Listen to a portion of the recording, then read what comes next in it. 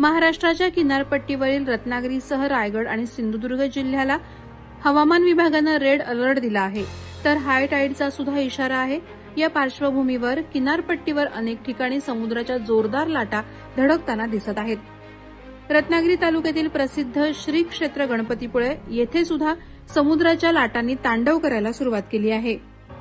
गेल्या काही तासांपासून गणपतीपुळे येथील समुद्राच्या लाटांनी अक्षरशः कहर केलाय। नेहमी शांत आणि रमणीय दिसणारा हा समुद्रकिनारा मात्र आता लाटांनी व्यापून गेला आहे। मोठमोठ्या लाटा मंदिराच्या दिशेनं वाटचाल करतायत। उंचच उंच भीमकाय लाटा थेट गणपतीपुळे मंदिराच्या संरक्षक भिंतीपर्यंत येऊन आदळत आहेत।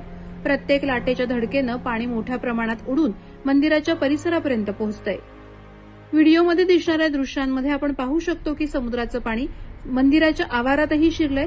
लाटांच्या प्रभावामुळे किनारा पूर्णपणे पाण्याखाली गेलाय। मंदिराच्या मुख्य प्रांगणाजवळही पाणी साचलंय। ही परिस्थिती पाहता मंदिर परिसरात आणि समुद्राजवळ पर्यटकांना तसंच भाविकांना जाण्यास सक्त मनाई करण्यात आली।